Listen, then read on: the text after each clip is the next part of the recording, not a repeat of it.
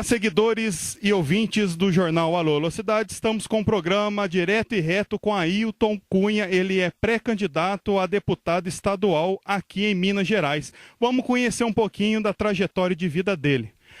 Bom dia, Ailton. Tudo bem? Bom dia, pessoal, todos os ouvintes, seguidores aí. Muito obrigado pelo convite para estar tendo essa oportunidade de conversar um pouquinho aqui. Acho super importante a gente estar falando mais sobre política, renovação política. Achei super bacana a iniciativa aí do Alô Alô Cidade. Muito obrigado pelo convite mesmo.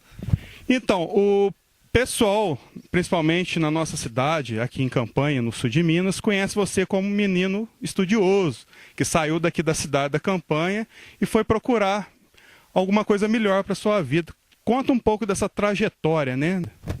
Então, eu sou campaense, né? Morei aqui até os 17 anos, gosto muito da cidade, da região, e tinha essa vontade de poder estudar, me desenvolver até para voltar um dia e tentar fazer mais ainda a diferença aqui, né? E aí saí, fui estudar na Universidade Federal de Viçosa. Lá eu me envolvi com uma série de projetos de educação, né, no Espaço Ciência em Ação na universidade, atendi a rede pública inteira da cidade, ganhei prêmio de menção honrosa, fundei a empresa júnior do meu curso, que era Sinergia de Química e Engenharia Química. Depois fui presidente do maior núcleo de empresas juniores do Brasil, lá representando 33 empresas, 700 pessoas em 3 cidades diferentes. E aí toda essa experiência começou a despertar muito uma coisa em mim de querer fazer a diferença numa escala cada vez maior.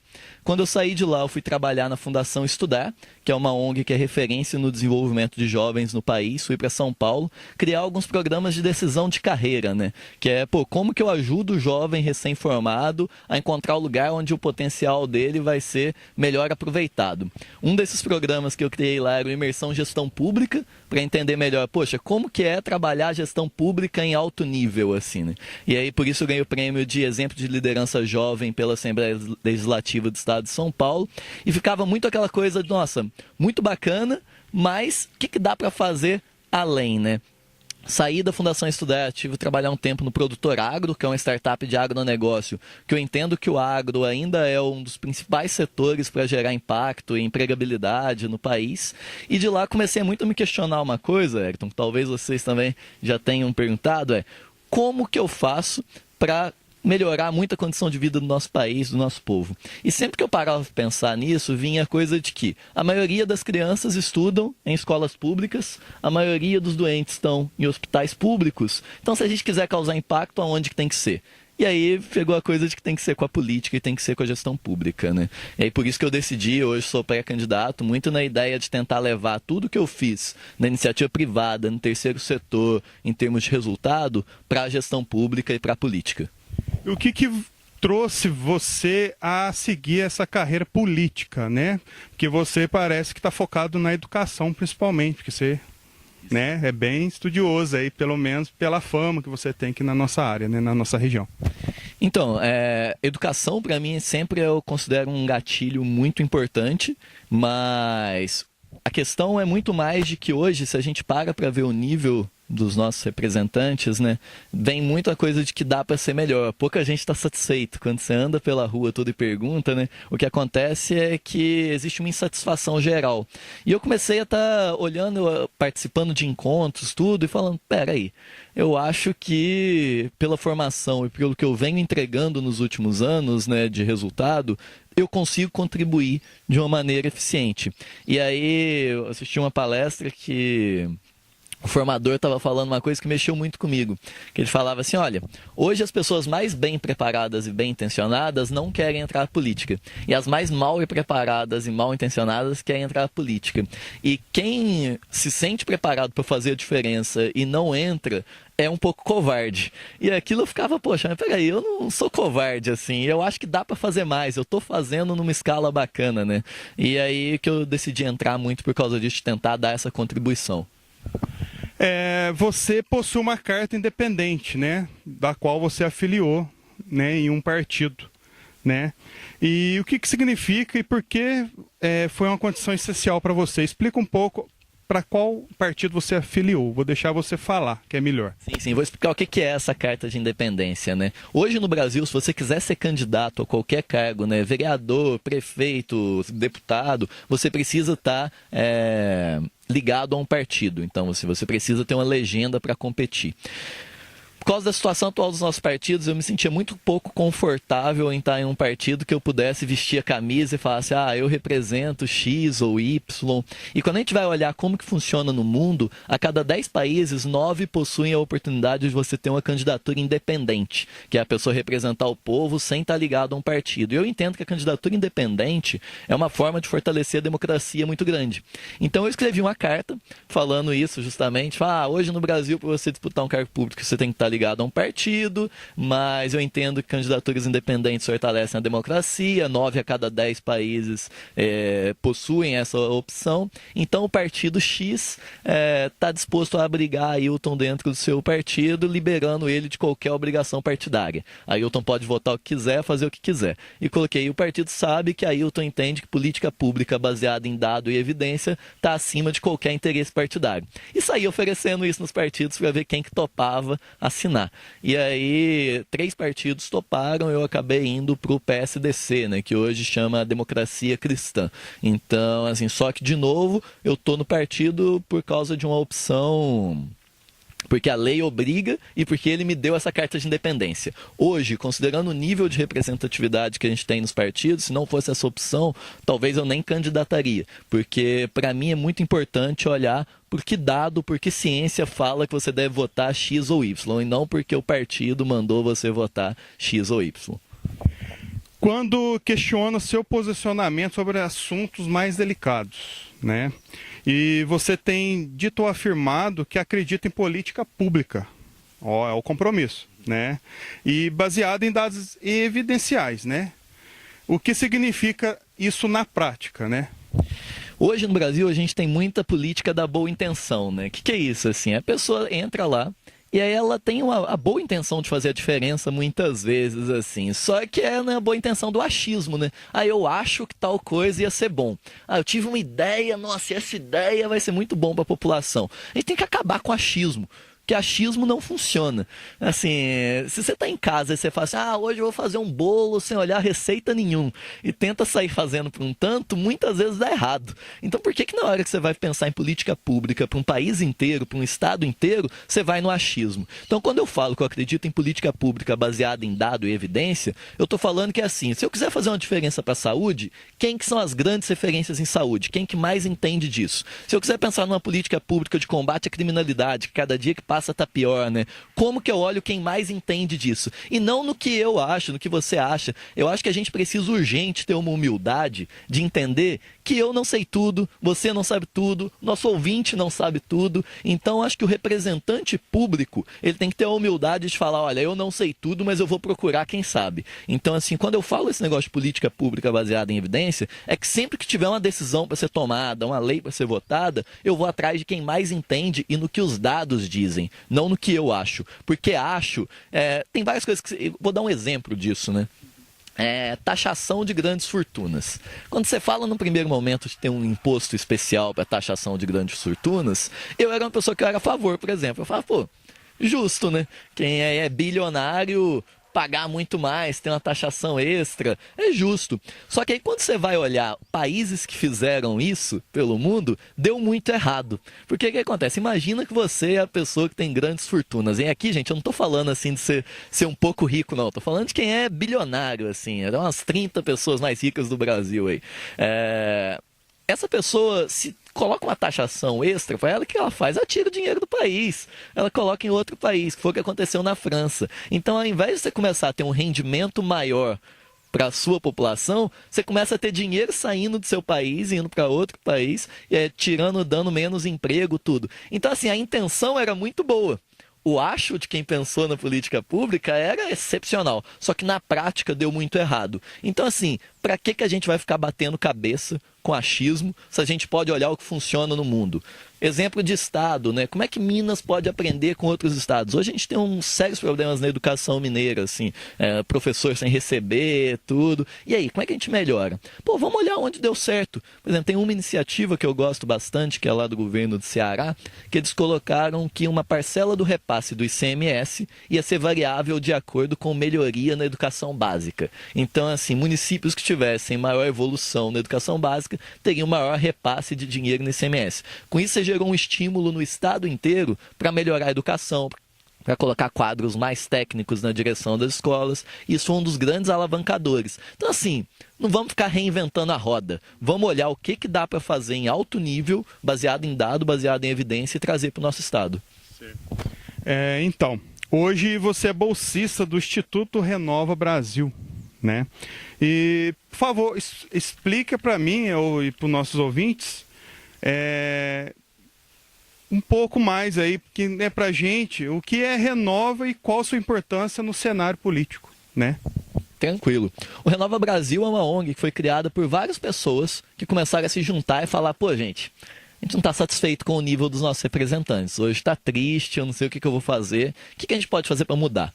E eles começaram a se questionar, de falar assim, olha, quando a gente quer melhorar qualquer coisa, por exemplo, a gente tem uma empresa, tem uma associação, assim, o que a gente faz? A gente troca a liderança.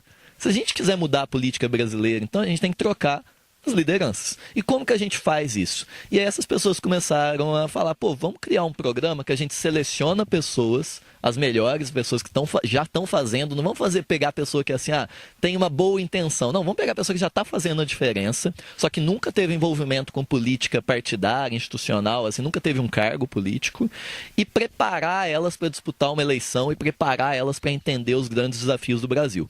E eles criaram esse processo de seleção, teve mais de 4.000 inscritos no Brasil inteiro, e tinha várias fases muito bacanas, assim, começava com teste de lógica, depois vinha teste de integridade, ver se a pessoa é uma pessoa correta até em situações extremas, depois uma série de entrevistas, e aí eles selecionaram, dessas 4.000 pessoas, selecionaram 134 pessoas no Brasil inteiro, 8 em Minas Gerais, 1 no sul de Minas, eu sou o único bolsista do Renova Brasil aqui no sul de Minas, para poder preparar elas para as próximas eleições. Então a primeira parte que eles contribuíam era com essa seleção de gente boa. A segunda era com a formação. E o que tinha nessa formação?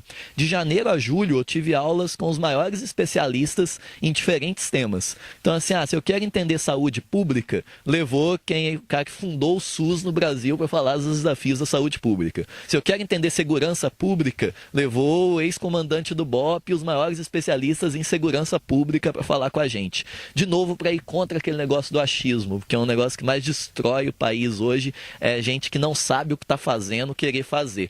Então, o Renova é uma organização, e aí muita gente pergunta, pô, mas quem que banca tudo isso? Então foi feito um financiamento coletivo, qualquer pessoa podia doar, tiveram mais de 500 doadores, então assim, quem entra no site hoje pode conferir lá, tudo tem a lista dos doadores. E qual que é o compromisso que eu tenho com o Renova, né? São 4 coisas. A primeira, caso eleito, né, hoje sou pré-candidato ainda, mas caso eleito, vou cumprir o mandato, porque hoje a gente tem um problema enorme de suplência no Brasil, muita gente que é eleito e assume secretaria, assume ministério, e no final você votou para uma pessoa e é outra que está te representando. Então o primeiro compromisso é esse. O segundo é transparência, você falar tudo que você votou, tudo que você gastou. O terceiro é a questão de responsabilidade fiscal. Então, não ficar gastando dinheiro público de qualquer maneira. E a quarta é focar em ações que tenham impacto em muita gente, ao invés de ações que tenham impacto pontual. Então, quando eu for pensar o que eu vou fazer, o que tem o maior impacto em Minas Gerais? 4 compromissos super tranquilos, que deveriam ser de qualquer pré-candidato, né? Mas são os únicos que a gente tem com o Renova, que a gente é obrigado a cumprir. Que a ideia do Renova com o tempo é se tornar um selo de qualidade. Que quando a galera pensa, quero votar em alguém, vou votar em alguém do Renova Brasil. Certinho, bem explicado. E falando um pouco aí da sua trajetória agora, né, no dia a dia, depois dessa pré-candidatura sua, você está circulando aí, e já circulou mais de 32.000 quilômetros, né, principalmente aqui em Minas. Né, aqui no sul de Minas, então, Nossa Senhora. Você já passou por 100 municípios mineiros, correto? E você está ministrando cursos também, né, por essas cidades, né?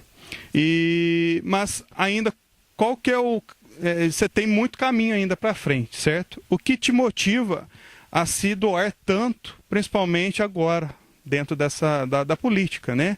Para dedicar mais nas cidades aqui, né, do interior e de Minas, né? Como caso você vier a ser eleito pelo povo. Sim. Eu estudei na universidade pública, né? Então foi o cidadão que está aí ouvindo a gente que financiou os meus estudos para estar lá, e eu acho que eu tenho obrigação de devolver isso para a sociedade de alguma maneira. Então, na medida que eu fui vivenciando, eu sou aqui de Campanha, morei na roça até os 17 anos, assim, eu fui vendo muita gente boa ficando pelo caminho. E isso me incomoda muito, o fato de hoje em dia ter muita gente que não tem a oportunidade de colocar os seus sonhos em prática, muita gente porque falta um emprego, porque falta uma escola próxima, porque falta um hospital próximo. E quando eu olho as oportunidades que eu tive e vejo que eu tenho condições de ajudar essa população e que hoje não tem ninguém fazendo isso do jeito que eu gostaria, eu me sinto na obrigação de tentar fazer alguma coisa. Isso, então, assim, quando eu decidi me candidatar, né, era muito na linha de querer fazer uma gestão exemplar. Mas hoje é mais do que isso. Hoje eu quero mostrar que dá para pessoas como eu serem eleitas. Dá para uma pessoa que não tem padrinho político, uma pessoa que não vai colocar dinheiro em campanha. Hoje eu tenho uma campanha baseada em voluntários. Eu tenho mais de 400 voluntários em Minas Gerais inteira, assim, que estão dispostos durante o período de campanha a trabalhar me ajudando. Teve um repórter esses tempos que me fez uma pergunta para mim. Foi bem bacana porque eu não tinha parado para pensar. Ele falou assim, olha, se fosse para você pagar todas as pessoas que já escreveram que querem te ajudar, quanto que custaria essa campanha lá a partir de 16 de agosto? E eu não tinha parado para pensar nisso. E eu fui fazer a conta para responder ele, já daria mais de 1 milhão. Assim. Então tem muita gente querendo me ajudar. E aí isso dá uma responsabilidade muito grande, porque eu não posso decepcionar essas pessoas. Hoje em dia o que a gente mais tem é desesperança na política. Você fala que você é pré-candidato, a turma já pensa, nossa, deve ter uma doença contagiosa, deixa eu me afastar. E eu não estava acostumado com isso, né? Eu estava acostumado a fazer parte de uma ONG e tudo, que onde eu ia a gente era bem recebido, tudo. Então hoje eu olho para isso e eu falo, não, eu quero mostrar que dá para fazer a coisa de um jeito diferente. Eu quero resgatar muito essa esperança que o povo perdeu. Certo, bem explicado. E caso você seja eleito pelo povo, o que podemos esperar de você, né? Dentro de 4 anos, que não é fácil. 4 anos a gente acha que é muito tempo, porém, para quem está lá dentro, né, é muito rápido, passa muito rápido porque tem a casa para arrumar, principalmente, né? A pergunta que eu mais respondi, assim, quando eu falei que eu ia ser pré-candidato a deputado estadual, principalmente na turma que me conhecia em termos de trabalho, né, é por que eu estava vindo para estadual e não para federal. E aí eu falei muito que, olhando o regimento da Assembleia e da Câmara, na Assembleia você consegue fazer mais coisas rápido, assim, na hora que você acaba de entrar, né? Então, e considerando toda essa coisa de voluntário, tudo, eu acho que o que essa galera mais vai querer é pegar e falar, olha, lembra aquele cara que eu estava pedindo aqui para você apoiar, tudo? Olha o que ele já está fazendo. E quais são algumas coisas, assim, que para mim são muito importantes? Primeiro, combate a privilégio. Eu acho uma vergonha a gente ter um professor sem receber hoje e os nossos deputados estaduais estão com 14º, 15º salário, aposentadoria especial. Então, o primeiro compromisso é abrir mão de tudo isso na primeira semana de mandato. Fazendo conta rápida, isso dá uma economia de mais de 1 milhão para o Estado, só no meu caso, assim, porque eu acho que é uma vergonha e eu acredito muito na questão do exemplo. Eu acho que ninguém muda nada se não for por exemplo. Então, eu acredito muito nesse combate à regalia e combate à corrupção. Segunda questão é isso de política pública baseada em dado. Então, assim, eu não vou fazer o que o Ailton acha, o que o Joãozinho acha, o que a Maria acha. Eu vou fazer o que a ciência acha que é correto. Então eu vou votar o que os dados mostram. O que funciona no mundo inteiro? O que já funcionou em outros estados? Vai ser sempre baseado nisso, assim, não vai ter surpresa. Terceira coisa, acho que a gente tem que investir em educação de primeira infância, foco em primeira infância. Por quê? A criança que tem uma boa educação na base, ela tem menos problemas de saúde, maior chance de conseguir se desenvolver na carreira, menor índice de criminalidade. Então, assim, a criança que evade na escola está muito mais sujeita a ir para o crime. Então, assim, a gente tem que acabar com isso, né? Tem que focar em primeira infância. A terceira questão de estimular a agricultura no nosso estado. A agricultura hoje é onde está a maior parte da empregabilidade, assim, então é a vocação principalmente dos pequenos municípios. Então, como que a gente estimula mais a agricultura? Outra é a questão de novos negócios, como que a gente trabalha mais a questão de novos negócios. Hoje em Minas é um dos estados mais burocráticos, assim, para você abrir para fechar uma empresa. A questão tributária aqui em Minas é terrível. Hoje quem tenta fazer as coisas do jeito certo é penalizado. Então como que a gente simplifica e como que coloca Minas em um outro patamar em termos de organização, tudo. Então, são muito essas 5 coisas assim que podem contar, né? Hoje em dia já tem várias plataformas, né, de financiamento coletivo que eu já conto isso. Quem quiser acompanhar pela fanpage, né, Ailton Cunha MG, eu posto uma série de vídeos lá explicando cada coisa dessa, porque muito do que eu estou falando nessa pré-candidatura são 2 coisas. A primeira é: se envolva com política. Independente de se envolver comigo ou com outra pessoa, assim, se envolva com política, não desista de política, porque no final do dia o espaço vai ser ocupado. Então, se você desistir, pode ser que seja ocupado por quem você menos gostaria. Então, assim, se envolva, tenta conhecer em quem você vai votar. 90% dos votos de deputado estadual são decididos no dia da eleição. Isso é um pecado. Então, assim, 4 anos depois ninguém lembra para quem votou. Então, assim, tenta entender para quem que você está indo. Esse é o primeiro pedido, né? E o segundo, eu estou tentando explicar muito para a população sobre vários temas, porque, de novo, né, eu não quero, estou falando muito de fazer uma política para ser exemplo, então eu quero realmente mostrar o que dá para fazer de verdade. Estamos falando agora de educação. Você tocou no assunto da parte de salário, que estão todos atrasados, está fora, né? Acho que do valor certo para cada um, né? Você entende mais do que eu até. E o órgão que mais o pessoal preocupa, que é a segurança, porque os policiais também reclamam muito do atraso, principalmente esse ano, né, que a gente está. E eu envolvo muito com eles por causa das minhas reportagens, né, sobre segurança, sobre criminalidade. Então, eles sempre estão reclamando para a gente também sobre os atrasos do salário, porque a segurança também é muito importante aqui em Minas, né? Fala um pouco para os nossos ouvintes o que você vai poder fazer, qual que são as suas pretensões caso venha a ser eleito, né, pelo povo. Só dar um passo atrás, para explicar hoje uma das coisas que eu acho que é o grande perigo que a gente tem, é que a gente desvirtuou muito qual que é o papel realmente do deputado, né? Que é de propor as leis ali e fiscalizar. Então, assim, a gente tem muitas vezes as emendas parlamentares que virou uma maneira institucional de comprar voto, né? O deputado pega e manda lá uma ambulância, uma viatura para o município, e aí a hora que você vai votar, você pega e fala assim: vou votar em fulano porque ele mandou estar ajudando a cidade. E você não vê o que ele fez durante os outros 4 anos no que era a obrigação principal dele, que era fiscalizar e legislar. Com relação a isso, por exemplo, hoje eu acho que é um absurdo a gente ter esse tipo de situação de atraso no estado de Minas e você vê pouca gente levantando isso, e falando, e reclamando, e fiscalizando, e cobrando o executivo. Então, eu acho que esse é o primeiro ponto, assim. É inadmissível que a gente tenha atraso. Então, assim, a gente questionar o valor... Eu até entendo que às vezes a pessoa pode argumentar que não, o Estado está em crise, ok, agora atraso não dá. A pessoa que trabalha, ela espera receber o salário dela no final do mês para poder honrar com as suas contas. Então, assim, a primeira coisa é cumprir a obrigação do legislador de fiscalizar e de propor leis mais eficientes. Essa é a primeira coisa que eu acho muito importante. A segunda, quando a gente vai olhar muitas das coisas que mais geram desgaste para essa classe específica, que é do policial, né, são as condições de trabalho. Então, às vezes, você não ter uma estrutura, você não ter material para poder acionar fazer o seu trabalho dignamente, né? Então, eu iria muito por essas 2 frentes. Uma primeira frente de fiscalizar em alto nível o executivo e de uma maneira bem tolerante com essa questão de atraso.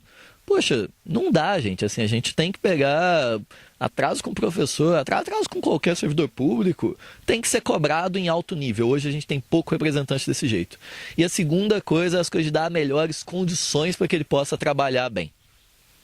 Certo. Para finalizar, então, faço o convite, né, para o pessoal estar te acompanhando, principalmente nas redes sociais, porque hoje em dia a gente tem ela como ponto forte, né, para poder para fazer a sua pré-candidatura, para te conhecer melhor, né? Você deve ter site também. E finaliza esse convite, né, para o pessoal estar esse ano olhando por você também, né, e explicando mais sobre o seu partido, né, que é o Renova BR. Muito obrigado, Wellington, de novo. Queria agradecer muito e falar assim que essa atitude aqui, pessoal, é super bacana. Por isso que é parabenizar de novo. E acho super bacana trazer outras pessoas e vocês que acompanhem, que comparem, porque eu não estou pedindo apoio pro Ailton, eu estou pedindo apoio pra gente boa. Então, assim, procura conhecer quem são as pessoas que vocês acreditam, olha a trajetória, olha o quanto que essa pessoa se preparou. Olha assim, pô, ela tem fundamentação do que ela está falando? Façam desse jeito, assim, comparem e escolham um lado, assim, isso é importante. Então, de novo, parabenizar vocês por isso. Quem quiser me acompanhar mais, pode entrar pelo Facebook, Ailton Cunha MG, pelo Instagram, Ailton Cunha 001. Pode me mandar o WhatsApp também, é 35 9 91 48 19 55. Repetindo, então, assim, 35 9 91 48 19 55. Sobre o Renova, só fazendo uma correção, ele não é um partido, ele é uma ONG. Então, assim, dentro dele tem mais de 12 partidos representados lá dentro. Então, ele é essa ONG que acredita em encontra gente boa, que já estava fazendo coisas relevantes, seleciona os melhores, prepara eles para que eles possam de fato fazer a diferença, com aqueles compromissos de combate à corrupção e regalia, transparência, cumprir o mandato, responsabilidade fiscal. Então fica a dica também, entra lá no site do renovabrasil.org, pode conhecer, o Renova só vai ter candidatos a deputado estadual e deputado federal. Não vai ter candidato, não vai apoiar candidatos nas outras categorias. Então, de novo, muito obrigado, pessoal do Alô Cidade, muito obrigado a todo mundo que está ouvindo. Fico à disposição para receber sugestões, qualquer coisa, estou à disposição de vocês. Um grande abraço, ótimo dia. Obrigado, então, Ailton Cunha, pela estreia do nosso programa Direto e Reto com Alô Cidade, tá certo? Obrigadão. Um abraço aí a todos e até a próxima.